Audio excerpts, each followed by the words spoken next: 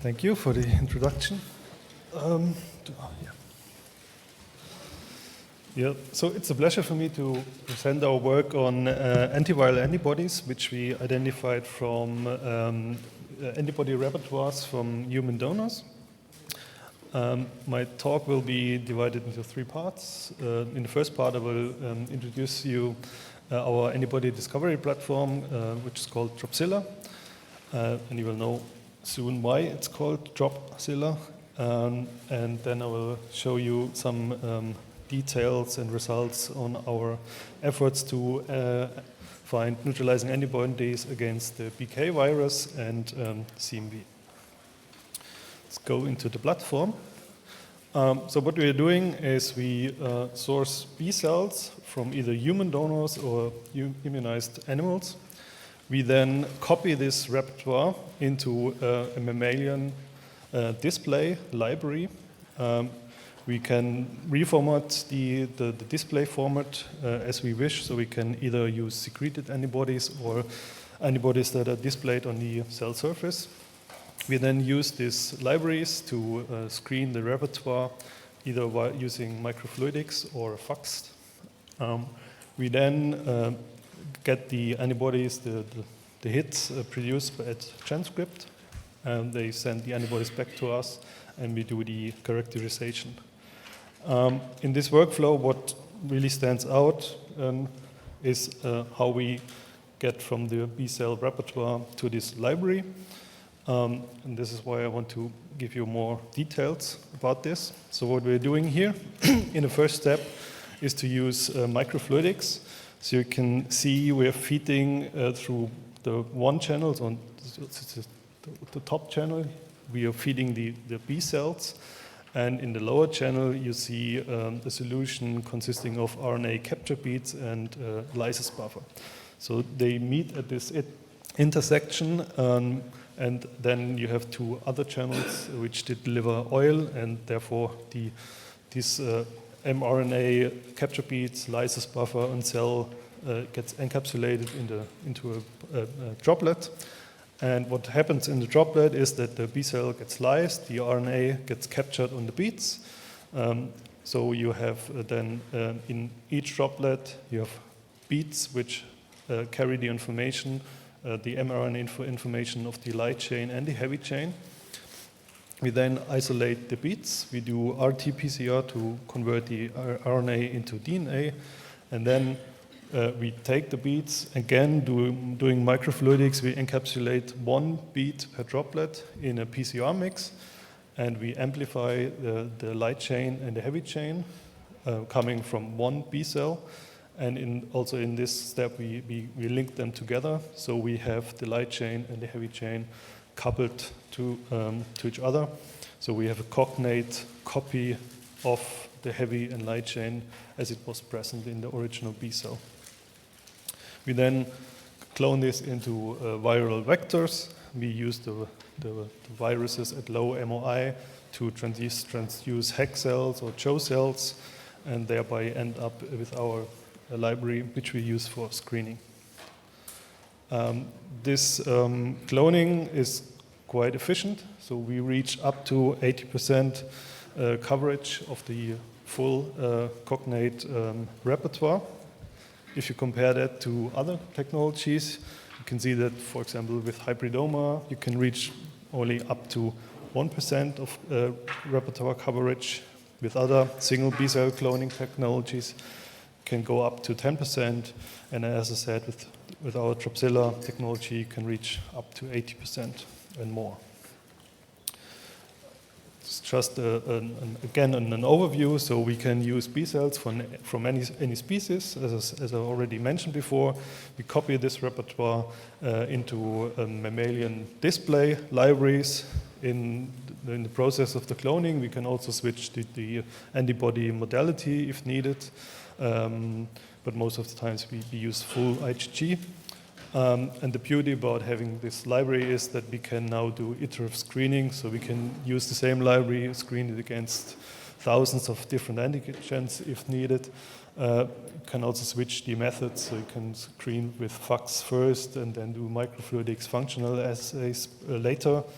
And we also have built in-house a droplet sorter, so we can encapsulate antibody secreting cells with a reporter cell, for example, and then do functional readouts, and then sort out the antibodies that show the desired function. This is our current pipeline. So you can see we are working on infectious diseases and cancer currently. And today I will be talking about BK virus and CMV, as I've told you before. So we of course also were working on SARS-CoV-2, but this is data I presented 2 years ago at PAX. So today is a focus on BKV and CMV. Okay, BKV. Some biology background here. So what is BKV? BKV is also termed human polyomavirus 1. It's a non-enveloped virus and has a circular double-stranded DNA. Its capsid is formed by one protein called VP1. VP1 forms pentamers, and 72 VP1 pentamers form then the whole capsid. VP1, which by the way comes in 4 relatively conserved serotypes, so there's not much mutation going on in this virus, interacts on the target cell with gangliosides. And you can see this on the structure. These are the little purple dots which bind on top of the pentamer. BK1, once you're infected, you'll be infected for your whole life. So the immune system is not able to clear this virus. And the prevalence is quite high. So over 80% of the population is actually infected, usually during childhood. In the healthy population, this virus is relatively harmless, so you have no to mild symptoms. But where it becomes a huge problem is once you're immunosuppressed, and especially it's the case in transplantation and especially in kidney patients. And you can see here some slides on this. So on the right-hand side, these graphs show you that there's a clear correlation between if you're BKV positive or negative and your graft survival and patient survival. So having this virus clearly reduces your chances. As I said, prevalence is rather high with more than 80% of the population infected. And roughly 10 to 25% of the transplant patients, kidney transplant patients, they will develop viremia, and 6% of them, of the total recipients of a kidney transplantation, develop nephropathy. So overall, this disease results in a compromised graft function and longevity of the graft, and can also result in graft loss. And if you look in the incidence, so there in the US, there are per year roughly 20,000 kidney transplantations, worldwide 100,000 kidney transplantations. So if you do the math, you see this is a huge problem, BKV, and especially since there is no other treatment for BKV than lowering the immunosuppression, which in turn also then compromises your graft via the immune system. So there's really a clear unmet medical need here, and we thought antibody could be a good solution for that. So that's why we did an antibody discovery on that. We, in the first step, got blood from healthy donors, but also from transplant patients that have undergone BKV viremia. We tested then the blood for anti-BKV titer, and based on this data, we decided to create roughly 20 libraries, almost 50-50 from both patient groups or from both groups. And then we started our antibody discovery. We used as a target the VP1, 1B1 serotype. We did FACS sorting on our libraries, got more than 10,000 initial hits, then did further verification and sequencing, and ended up with 136 binders to this VP1 serotype, 1B1. And then we checked if they would actually also be neutralizing, and in parallel also checked if they would be cross-reactive to the other 3 serotypes. And we ended up with 29 broadly neutralizing antibodies. And just as information for you, so the transplantation, they proved to be much better in delivering broadly neutralizing antibodies. So if the organism is exposed to this virus, especially the ones that had it very long viremia ongoing, they really gave the best antibodies. Here you can see our lead candidate, which we termed AntiBKV. So this is a graph on 2 serotypes here, and we compare this to an antibody developed by Novartis, and you can see that our antibody is roughly 100 times better than this one. And you can also see on the right-hand side that the IC50 for neutralization on all the different serotypes is in the low picomolar range. So we selected this as a lead candidate, went into also in the clinic, and we'll come back to that later, but we also managed in the meantime to get a structure of this Fab fragment of this antibody bound to the VP1 pentamer. So what you can see is that it actually binds similar to the ligand on the top of the pentamer, and we then looked actually and compared it to the structure where the natural ligand, the ganglioside, is bound to the pentamer, and you can here nicely see that actually the CDR3 of our antibody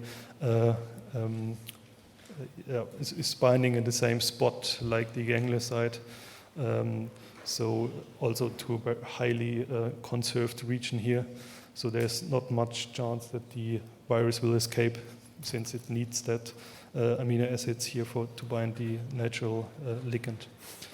So this was really nice to see. And this already brings me to the conclusion of this AntiBKV project. So we found highly specific antibodies that show neutralization about all broadly over all different serotypes. We did escape mutant screens where we passaged the virus with lower antibody concentrations over long term and looked if there was an escape, but we couldn't find any escape mutants there. In rat, there was no toxicity. We couldn't find any off-target binding to human samples. And we just finished phase 1 beginning of this year with no adverse events. And we are currently conducting a combined phase 2, phase 3 clinical trial with FDA fast-track approval in the US currently. So yeah, patient recruitment is ongoing, and I think we've already recruited like 30 patients, so far no adverse events, but yeah, let's see. So very interesting. So this was BKV, so I'll switch gears and go to CMV. And again, a bit of biological background here. CMV is also called beta herpes virus 5. It's an enveloped virus, and as BKV has a relatively high prevalence, so 60% in the developed countries and almost 100% in developing countries. Also, like BKV, once you're infected, you will never get rid of this virus. It's a lifelong infection. Again, there's no symptoms in the healthy populations, or only mild symptoms. However, it becomes a problem in immunosuppressed settings, so it's a huge problem in pregnancy, so it can lead to birth defects if the mother gets infected in an early stage of the pregnancy, and also again in transplant and in AIDS patients as well. If you look at this virus and compare it to other viruses which we've worked on before, you can see that it's a much more complex virus than, for example, BKV. So genome is super huge with over 200 kilobases compared to the 5 kilobase of BKV. Then this results also in a huge number of viral proteins that are expressed. whereas in SARS-CoV-2 and BKV it was clear there's one clear target which you need to hit with your antibody in order to neutralize this virus. In CMV, there's 3 protein complexes which consist of 7 unique protein chains. So you have to kind of hit all of them or some of them. Also in terms of the cellular receptors to which the virus can bind, whereas for the other 2 viruses there's just 1 cellular receptor. In CMV there are at least 3 confirmed, and they are much more reported in literature. And also in terms of entry pathways, it's much more complex. So it cannot only fuse directly at the cell membrane, it can do endocytosis and then endosomal escape, but it can also infect the cells via macropinocytosis. It's also highlighted here in this slide, the complexity of CMV. So CMV in general is able to infect 2 groups of cells.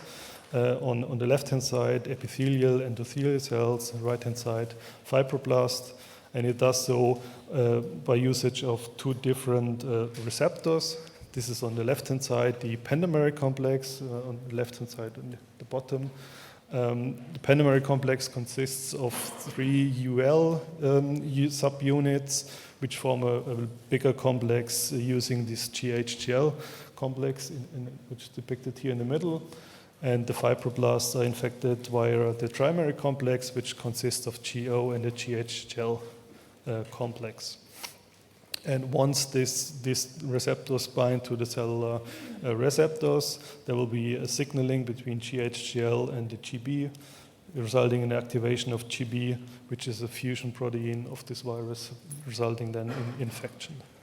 So we thought that with our technology, we could try to get antibodies against all 4 targets.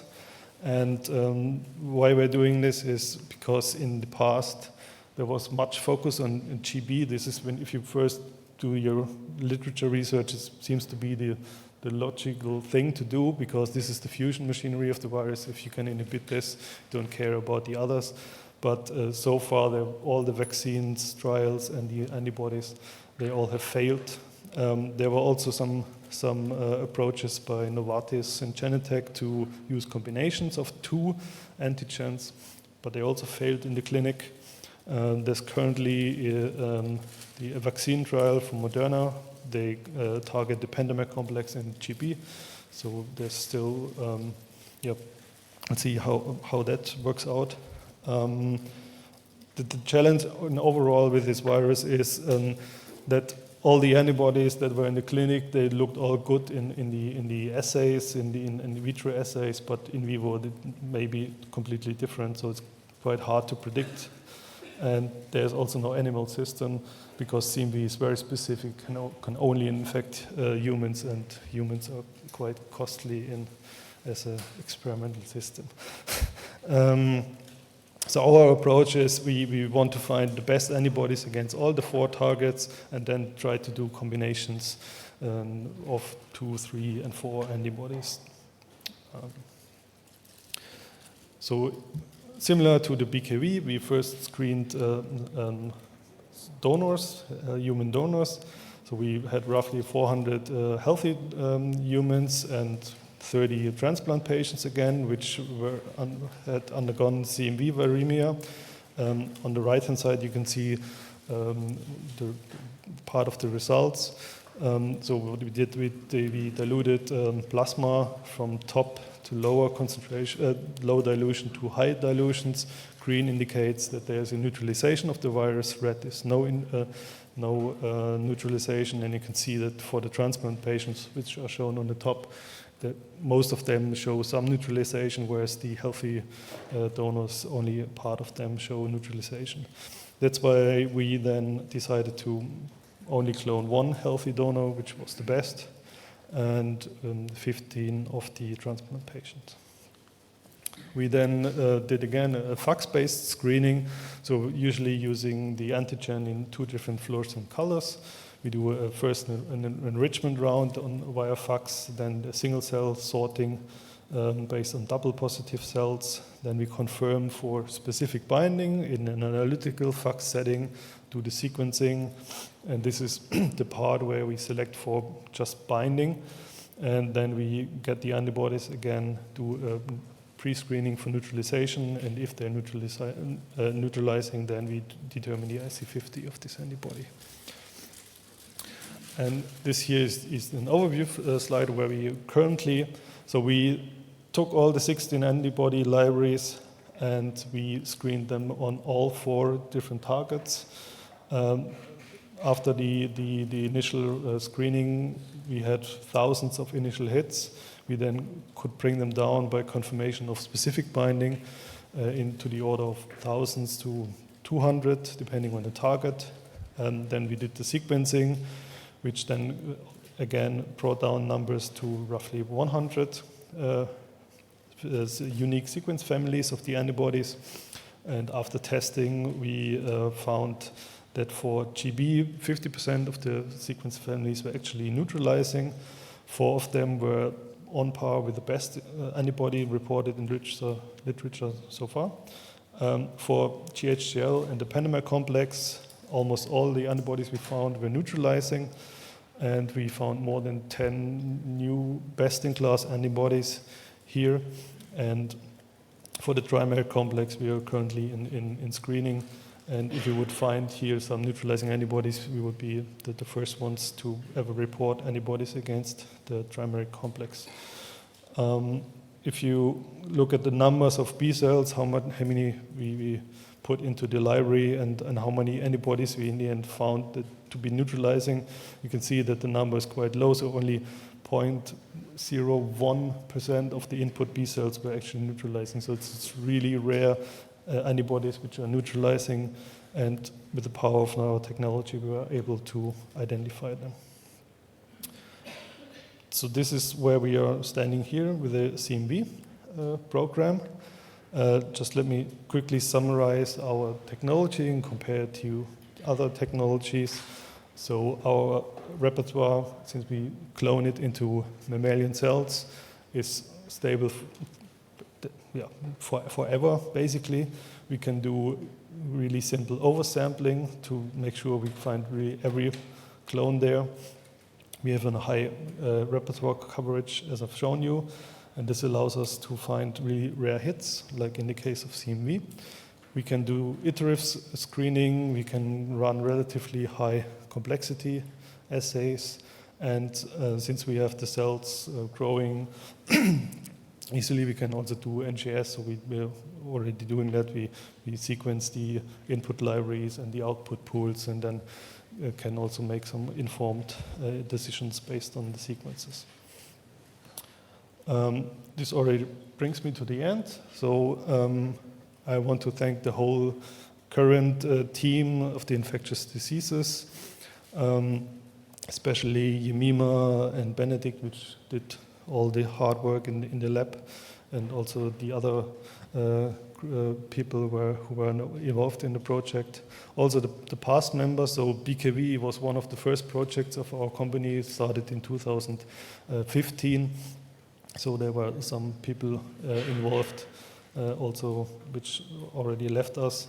Also want to thank our academic partners which provided us with the patient samples and also advised us.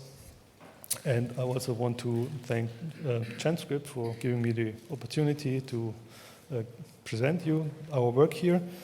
And I also want to thank all of you for your attention. And I don't know, do we have questions? Or?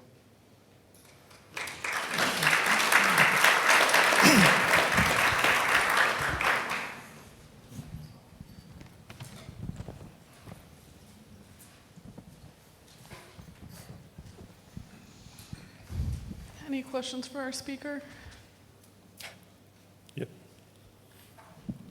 Yes, one question. Yeah. I wondered how easy is it in the case of the BKV example to get, let's say, an antigen that you can use for cell sorting. So does it not assemble to a kind of virus particle if you take this pentameric protein, or how could you make could you make the selection on a virus particle, or you No, have to we disrupt? used the VP1 pentamer, so it does not assemble into a virus. It was truncated, this part which does the assembly to the capsid, but we actually used the pentamer. Yeah.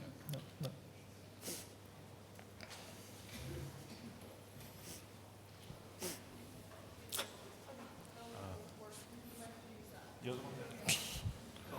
Thanks, Matthias, for the nice presentation. Just have a question about the CMV programs. Or do you plan to go into clinic with 4 antibodies? Yeah, so this is a tough thing. So I mean, yeah, we are checking out. Also, partnering would be an option because as a startup, as a relatively small startup, 4 antibodies are tough. I mean, 1 antibody alone is already quite tough. So, but we are also thinking about other strategies how we could do that. But yeah, this is an issue.